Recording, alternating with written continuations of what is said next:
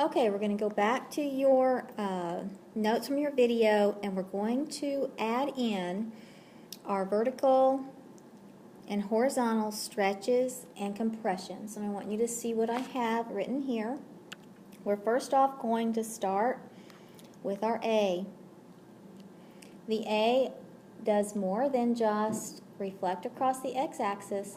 It also does our vertical stretches and compressions. So if you'll look over here. Let's remind ourselves that if the absolute value of your A is greater than 1, then that is a vertical stretch. If the absolute value of your A is less than 1, then that is a compression. So an example of that would be, let's say we have 2 times the square root of x. That means we would be vertically stretching our function by 2. And if we look at a compression, that would look something like, say, 1/3 times the square root of x. And that would be a compression. Now let's remember what those look like. So I'm going to come over here to the side. I'm going to draw or sketch. Over here, I'm going to draw my parent, normal square root of x, and he looks like this. Okay, now, if we stretch him, remember what we're doing. All right, so let's recall that if we are going to vertically stretch something, what that means is we're actually going to stretch or pull it up vertically. We're going to pull him up vertically. So if we do that to our parent, he's going to look something like this. And we've taken that little curve and we're pulling it up. So that's our vertical stretch. Now, if we're vertically going to compress, that means vertically we're going to push down on it. We're going to push down on it. And so if we take, so we'll push down. If we take our parent and we push down on it, then he is going to be, his little curve is going to flatten out just a little bit. And that's going to be our vertical compression. Okay? So you're... Okay, now we're going to look at the horizontals. So now we're going to come over here and look at the horizontal stretches and compressions.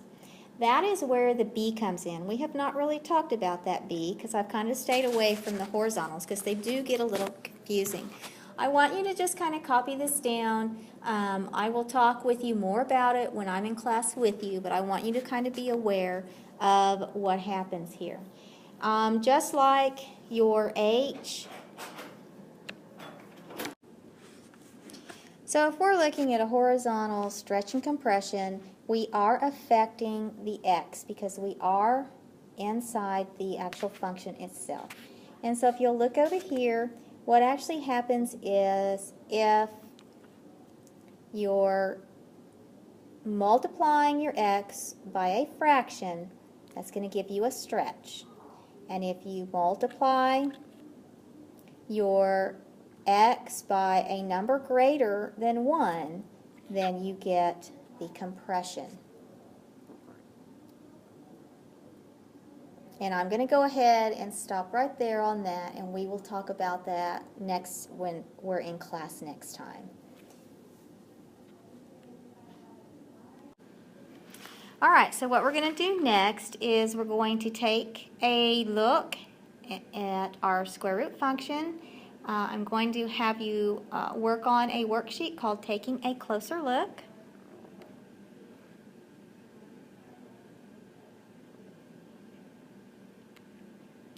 And you're going to complete it. It is 1 through 15. You're going to complete that individually, and then you will check it with your sub, and then I'm going to show you an example of one on the back of that, and you're going to work on that.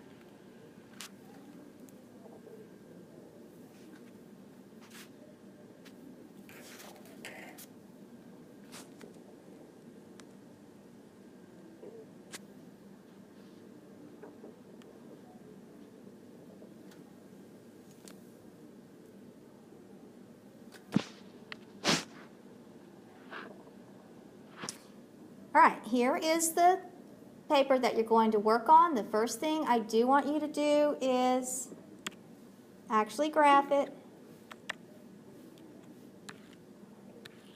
Okay, you're going to graph it over here. I would like for you to go ahead and graph the parent function itself. Remember, your parent function square root is doing this. And then you're going to graph the transformation. Use your notes from your video to do that. Answer questions 1 through 15.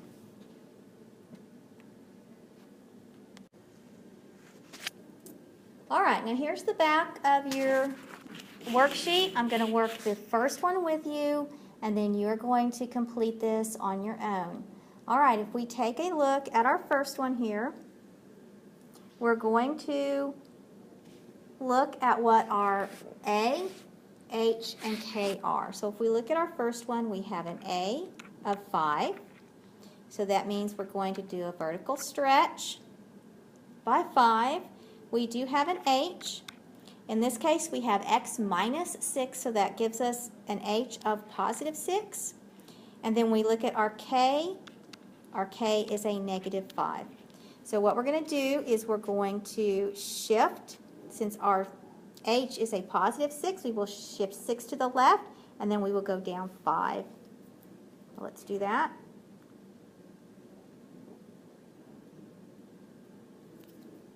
So I think I'm somewhere around here. If I'm wrong, you guys correct it on your paper. So that point is actually, my H value is 6, or my X value is 6, and my Y value, or my K, is negative 5. All right, now remember, we are going to vertically stretch it. So if my parent function looks like this, I've shifted over and I'm vertically stretching him, then I'm going to have a stretch where I'm going to pull him up. So there's my graph. Now we're going to come over here and talk about the domain and range.